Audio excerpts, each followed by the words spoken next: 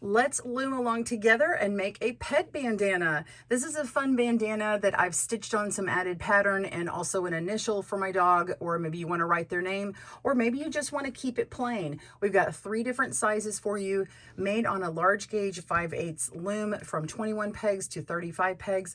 We'll get into all that you need, but what you need to know is it's a generic pet bandana that you can make in whatever fun color you want, and it just slides right onto your collar. So whether you have a 1/2 inch collar or up to 1.5 inches, you can make this, and feel free to make tweaks and changes to make it your own or smaller or larger. Let's jump right into our pet bandana pattern. Welcome to Good Knit Kisses. We're all about helping you stitch your love and love your stitches. My pet bandana is an easy loom knit pet bandana that will keep your pup or your cat in style. This triangle shaped bandana is worked in one piece, and it includes this casing from side to side that lets you open it up and slide in your collar. The collars that it accommodates is anywhere from 1/2 inch all the way to 1.5 inches, and you can make changes if you need to change it up for yourself. It slides right onto the pet collar. So we have 3 different sizes, and this video is fully captioned, so if you need to see that, be sure and click on that closed caption button. Also, we'll have timestamps down below, as well as the link to the pattern.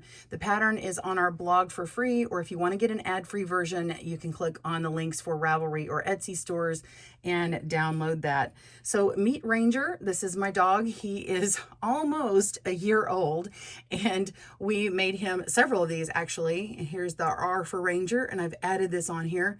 Now, one thing we're not going to show fully in the video is how to do slip stitch crochet on top of your garter stitch, because I already have a video on that. So if you want more information on how to do that, we'll have a link to that video below.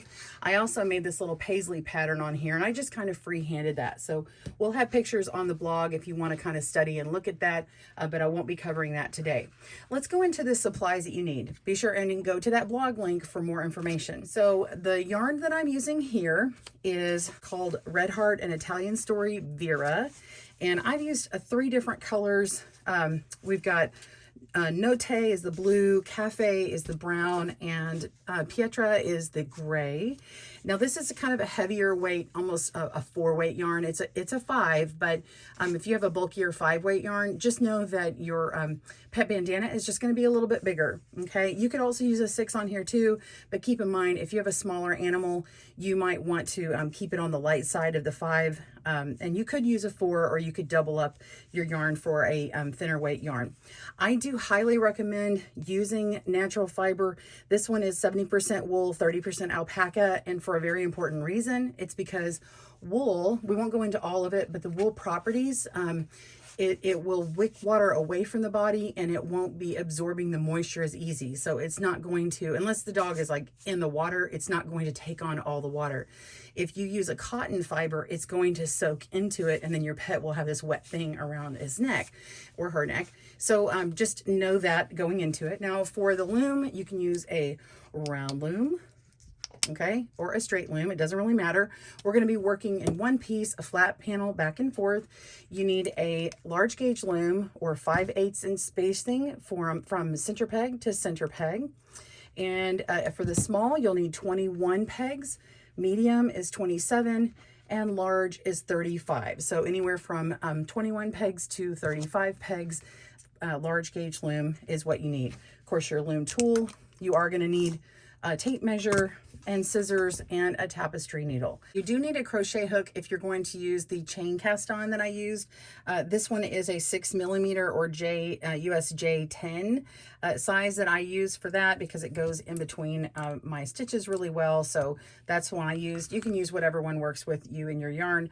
I also have a second crochet hook that I used, and that's because I did stitch these on. So with this Red Heart sheep yarn, I stitched on the top, and this is just one that had my stash. It's actually a 0 size. It doesn't really matter. It's just I did use that because it's small, and it will go make these smaller stitches, and I can control it easier. And this is a 4-weight yarn, so it doesn't have to match the size of yarn that you are using on your main bandana. All right, let's dive right in.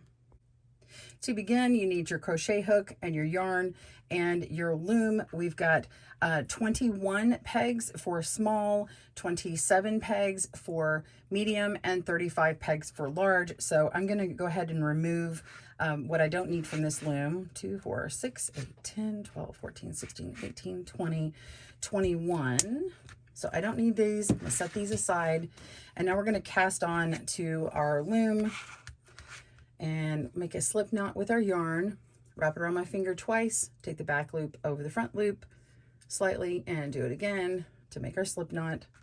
I'm going to insert my loop onto my hook and leave some space, like a little teardrop. Okay. We're going to go around this first peg here. You can actually start on the second peg and go in between the first and second peg with your yarn and put the loop at the back. Okay, so my grooves are on the front side, and then I'm going to put my hook in between my second and third peg and yarn over, and then we're going to pull through this little teardrop shape here. Okay, so I do this in kind of a weird way. I'm going to go all the way around and kind of wrap it a lot. That way when I turn this way, the yarn won't fall off, and then I can pull it through this little loop here. Now it looks really easy the way I'm doing it. It goes really fast, but sometimes it's hard, and so you can just hold on to this tail down here, and we just pull on through. Okay, and it creates a little loop at the back of our loom. Okay, now we're just going to make this new loop here go behind the next peg, and we're going to yarn over and pull through that loop. We just pull right through. Okay, it takes a little bit of practice. Go around the back side, yarn over from the front side, and pull through that teardrop shape. So you're going to continue going all the way down, and if you use this one and you've got exactly the amount of links you did and you started on the second peg, you just fill it up with the rest of your pegs here. Okay, so 21, and when you get to the last stitch, you're just going to place that last loop on the last peg. Okay, so you're chaining all the way around every loop or every peg except for the last one, and then you just place your loop on that last one. So pause your video as you need. I know this is really fast, but slow it down where you need, pause where you need. All right, now I'm at the end, and I'm just going to take it and place it on this last peg. All right, and there we go. So we are going to have a left and right handed video of this, so be sure and click for that other handed video. All right, put your yarn in the front. We're going to go around to the front, and we're going to take our loom tool, and we're going to scoop up a loop, and we're going to purl all the way across. So we're just take that old loop off and put the new loop on.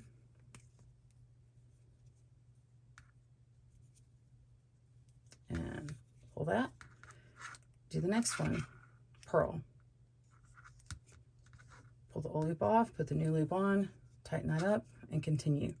Go ahead and purl across all stitches. Pause your video, and I'll meet you back up for the next row.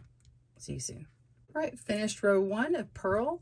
Row 2, we're going to U-wrap knit. So we're going to wrap in the front and go around to the back, hold that, and knit over, and then wrap the next one. Keep it loose so you're not pulling on that other stitch. Wrap around and knit. You can also do a true knit stitch if you like doing that. So go ahead and do that. If you are working with this loom, you can go ahead and connect it in the round so it's easier to work with. And so you just want to go around and knit that stitch. Okay, so let me grab my pattern. So on our pattern, we've got the cast on done, we've got row 1 done, and we're on row 2 of knitting. You're going to repeat rows 1 through 2 until you have about 20 rows on the small, 24 on the medium, or 28 on the large. or about 2.5 inches, 3 or 3.5 inches. And so if you are working with another yarn, just work until you have those lengths. And when you're measuring these rows or counting these rows, you can count the purl rows and know that those are all of your even rows, and count by twos. That's an easy way to count that you have enough of these rows. So go ahead and do that. Pause your video, and I will meet you back when we're ready to start the casing for the collar. See you soon. So we have knit our length, and we're going to be making the casing for the collar. That's this little hemmed sleeve, or hemmed little open pocket. It's open on one side and the other, so that you just slip your collar right on through. Now let's look at the pattern. So back to our instructions, we've repeated those rows until we got the right number of rows, or the right length when you measure with your measuring tape here. We're going to go on to casing for the collar that we just showed you. Row 3, you're going to purl all, and then we're going to actually make that little open pocket there. So going back up to the notes, just going to read this out so you can see it spelled out. It says, to create the casing for the collar, the cast on stitches are picked up and put back on the loom. This is the same technique used to create a thick hat brim. So if you've made a loom knit hat before with the hemmed brim, then you know exactly what that is. So first we need to purl a row, and then we'll go on to row 4, where we're going to work the stitches and place them on. So I'm going to refer to this off the side, but if you want it written, it's there in the pattern. All right, so we're going to go ahead and purl row 3, just as we've been doing, all the stitches across. So go ahead and do that, pause your video, and I'll meet you back up for the casing. See you in a moment. Okay, we're on row 4. Go ahead and knit the first stitch,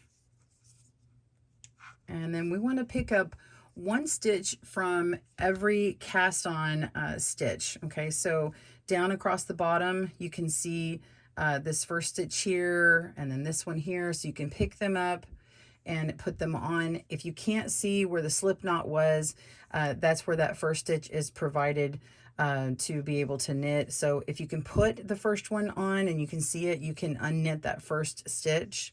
I just have that there because not all the stitches will be apparent. So if you were not loose enough on your slip knot, generally it's kind of hidden. So anyway, you can go ahead and put all the stitches on your pegs, or you can do a few at a time, but we're just simply going to knit the stitches. So we're going to take our yarn and we're going to U-wrap knit, lift both stitches up and over.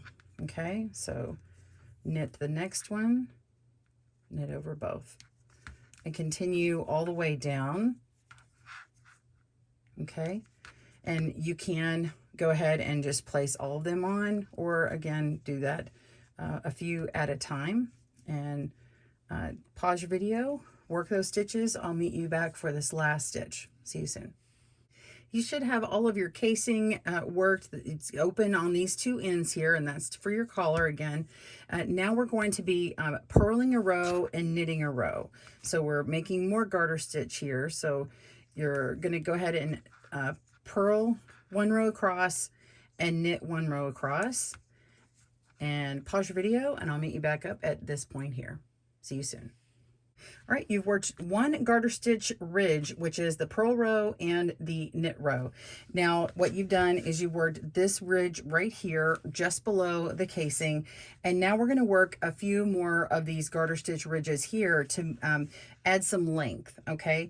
If you want the length of your total bandana longer, you can add as many ridges as you'd like before you start the decreased area.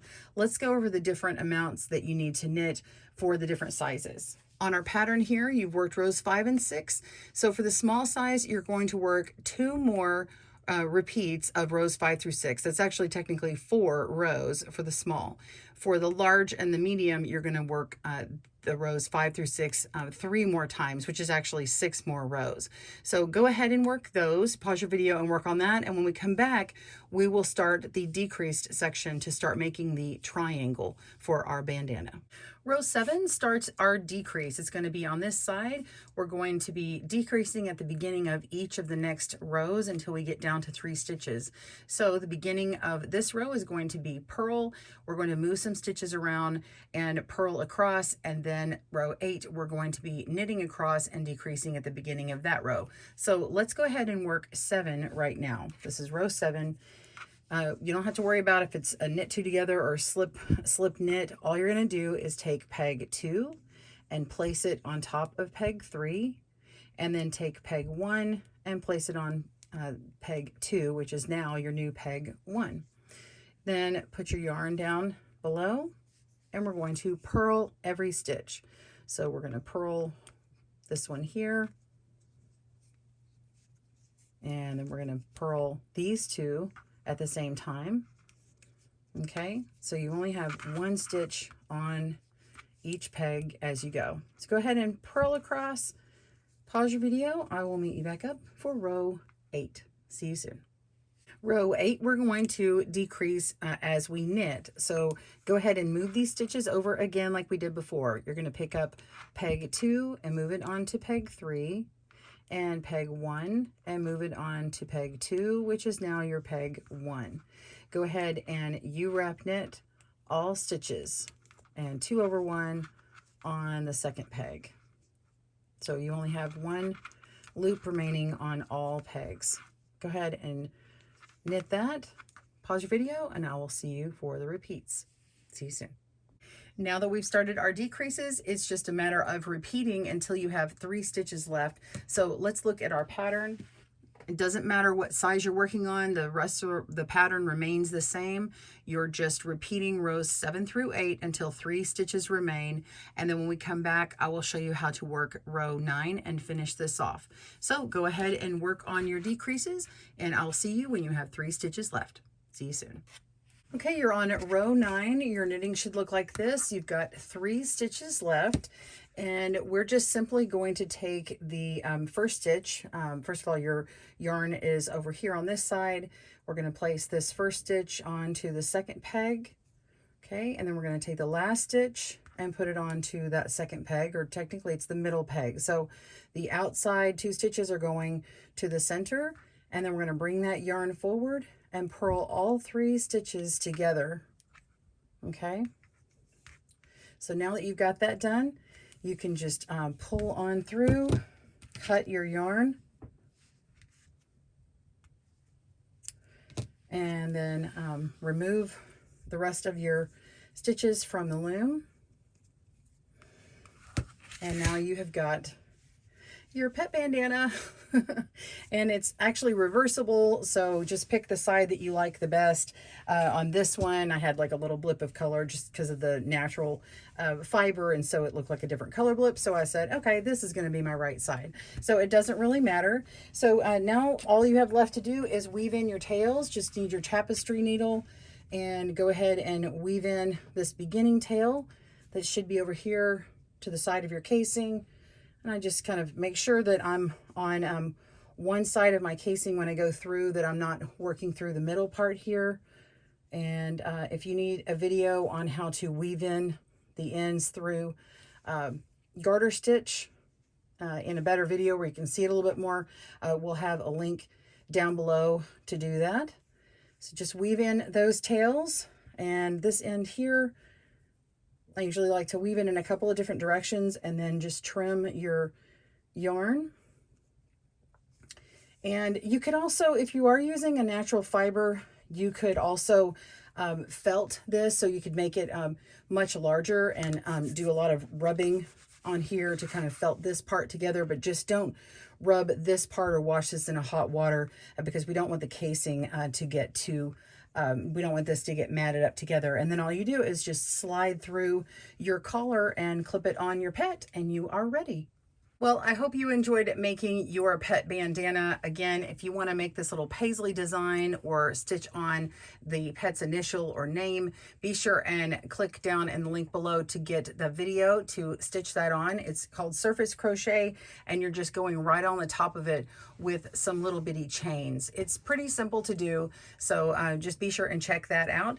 And hey, bonus little fun thing, if you like making a whole bunch of them, you could put some string through it and make a bunch of little pennants for a fun little doggy birthday party and give them to all of his friends. Okay, well, I hope you guys have a great day. Happy looming. Thanks for joining us today, where we help you stitch your love and love your stitches. See you again soon.